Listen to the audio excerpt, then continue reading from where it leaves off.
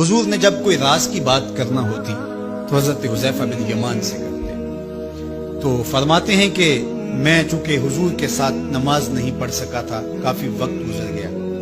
تو ماں نے مجھے اجازت دی حضور کی خدمت میں حاضر ہونے کی۔ اس شرط پہ ماں نے چھٹی دے دی کہ حضور سے جا کے میرے لیے بھی اور اپنے لیے بھی مغفرت کی دعا کروانا، چونکہ صحابہ کی شدید آرزو ہوتی تھی کہ حضور کے ہاتھ اٹھ جائے۔ انہیں پتا تھا کہ یہ ہاتھ اٹھ جائے تو باب اجابت تک پہنچتے ہیں، پھر خالی نہیں موڑے جاتے، تو کہا کہ حضور سے میرے لیے اور اپنے لیے مغفرت کی دعا کروانا۔ ماں نے اجازت دے دی تو یہ حضور کی خدمت میں آئے، کہتے ہیں میں نے مغرب کی نماز پڑھی اور سلام پھرا تو میرے دل میں تھا کہ حضور سے ملوں اور کہوں کہ حضور میرے لیے، میری ماں کے لیے مغفرت کی دعا کر دیجیے، لیکن حضور نوافل میں ایسے مشغول ہوئے کہ مجھے موقع نہ مل پایا، حتیٰ کہ عشاء کا وقت ہو گیا، عشاء کی اذان پکاری جانے لگی، حضور نے نماز عشاء پڑھائی، سلام پھرا تو میرے دل میں تھا کہ ماں نے جاتے ہی پوچھنا ہے کہ دعا کروائی تھی تو کیا جواب دوں گا۔ مغرب کی نماز کی چھٹی ملی، عشاء بھی ہو گئی اور میں عرض نہیں کر سکا، تو میں ابھی سوچ ہی رہا تھا کہ حضور حجرہ انور کی طرف بڑھ گئے۔ اب جنہوں نے مسجد نبوی کی حاضری کا شرف پایا ہے وہ جانتے ہیں کہ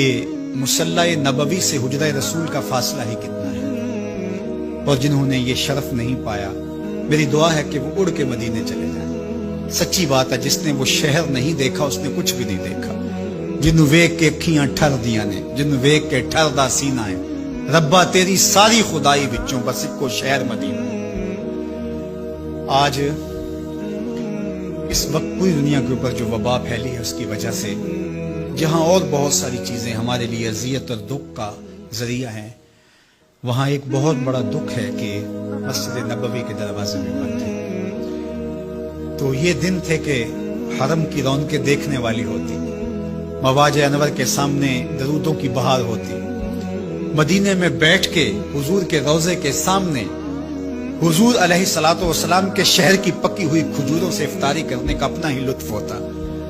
آج مدینے کے لوگ بھی ترس رہے ہیں، بچپن سے لڑکپن تک اور لڑکپن سے جوانی تک اور جوانی سے بڑھاپے تک 80 سال عمر ہو گئی، جنہوں نے رمضان المبارک کا روزہ مسجد نبوی سے باہر کبھی کھولا ہی نہیں، آج اپنے گھروں کی چھتوں پہ کھڑے ہو کے میناروں کو دیکھتے اور چیخیں مار رہے ہیں۔ اللہ اس وبا کے دن مختصر کر دے اور اس امت کے لیے آسانیاں پیدا کر دے۔ تو حضور علیہ السلام اٹھے مصلی انور سے اور اپنے حجرہ انور کی طرف چل پڑے، تو حضرت حذیفہ بن یمان کہتے ہیں کہ میں بھی حضور کے پیچھے چل پڑا، غیر ارادی طور پہ کچھ رفتار تیز ہو گئی تو قدموں سے آہٹ پیدا ہوئی، تو حضور نے ارشاد فرمایا کہ من ھذا، کون ہے؟ پھر خود ہی کہا حذیفہ تو نہیں؟ قلت نعم، میں نے کہا جی جی حضور میں حذیفہ ہوں۔ تو آقا کریم علیہ السلام نے کوئی توقف کیے بغیر فرمایا ما حاجتوں کا غفر اللہ لک ول امک، اللہ تجھے بھی بخش دے، تیری ماں کو بھی بخش دے، کس کام آئے ہو؟ اب حذیفہ بن یمان کہتے ہیں جو کام تھا وہ تو جنبش لب سے پہلے ہو گیا، یہاں تو لفظوں کا سہارا نہیں لینا پڑتا، وہ بند لبوں کی بولیاں سمجھتے ہیں، تو کہتے ہیں کہ جو حاجت تھی وہ تو پوری ہو گئی، یہی تو کہنا تھا کہ حضور میرے لیے اور میری ماں کے لیے مغفرت کی دعا کیجیے۔ پھر حضور نے ارشاد فرمایا قال ان ھذا ملک لم ينزل الارض قط قبل هذه الليلہ، اے حذیفہ یہ فرشتہ ہے جو اس رات سے پہلے زمین پر کبھی نہیں آیا، یہ پہلی مرتبہ آیا ہے۔ استاذن ربہ ان یسلم علی، اس نے رب سے اجازت مانگی تھی، مالک تیرے محبوب کو سلام نہ کر رہا ہوں، مجھے سلام کرنے آیا ہے، لیکن ساتھ ساتھ مالک نے کہا کہ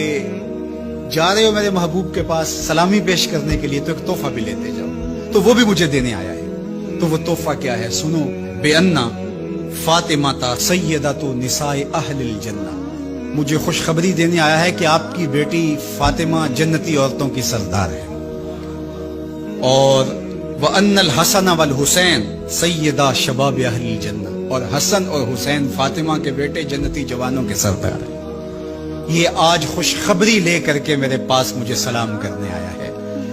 تو یہ ملکہ جنت ہیں، خاتون جنت ہیں، سیدہ نساء اہل جنت ہیں۔ کہتے ہیں کہ جب حضور علیہ الصلوۃ والسلام کو سیدہ فاطمہ الزہرا